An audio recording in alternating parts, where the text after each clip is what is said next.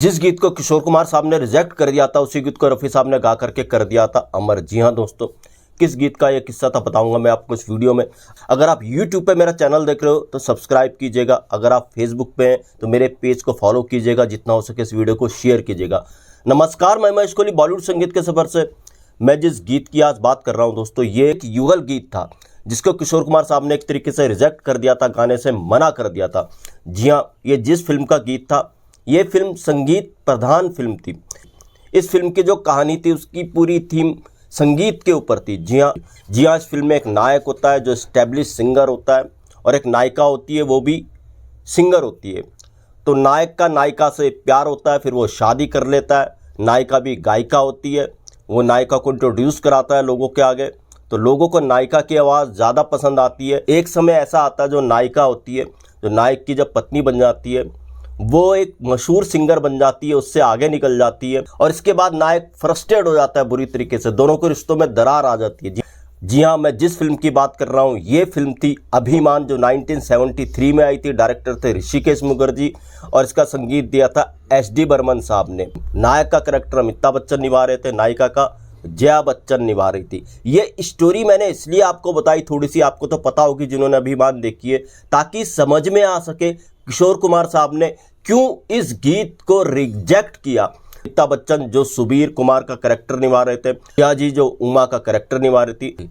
तो जब अमिताभ बच्चन वाला कैरेक्टर जया बच्चन वाले कैरेक्टर से जब शादी करता है, उमा से शादी करता है सुबीर कुमार, और शादी करके दोनों सिंगर होते हैं, तो एक पार्टी ऑर्गेनाइज होती है। उस पार्टी में दोनों एक युगल गीत गाते हैं। तो इस गीत को पहले गाना था किशोर कुमार लता जी। तो जैसा किशोर कुमार ने सुनी सिचुएशन को कि यार इसमें हारने वाली बात है, वो हार जीत वाला मामला है, तो उन्होंने गाने से मना कर दिया। मेल गायक से आगे निकल जाती है, उमा सुबीर से ज्यादा प्रतिभाशाली।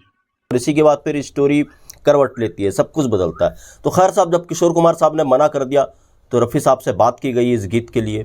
रफ़ी साहब ने हाँ कर दी इस गीत को गाने के लिए। ऋषिकेश मुखर्जी ने बिल्कुल डायलॉग नहीं बदला, वो डेविड वाला जिसको किशोर कुमार हटाने के लिए कह रहे थे, वो गाने के बाद जो आता है डेविड कहते हैं कि देखो उमा सुबीर कुमार से अच्छा गा रही है, यानी फीमेल कैरेक्टर मेल कैरेक्टर से अच्छा गा रहा है। तो ये मंजूर नहीं था किशोर कुमार साहब को, बहुत कोशिश की मगर ये डायलॉग हटाए नहीं ऋषिकेश मुखर्जी ने। खैर रफ़ी साहब ने जब हाँ कर दी तो बहुत लोगों ने उनको कहा ये गीत मत गाओ, मगर रफ़ी साहब ने कहा नहीं मैं गाऊंगा, और रफ़ी साहब ने इस तरीके से इस गीत को रिकॉर्ड किया और बाद में ये गीत सुपर डुपर हिट हुआ। और ये अमर गीत था तेरी बिंदिया रे।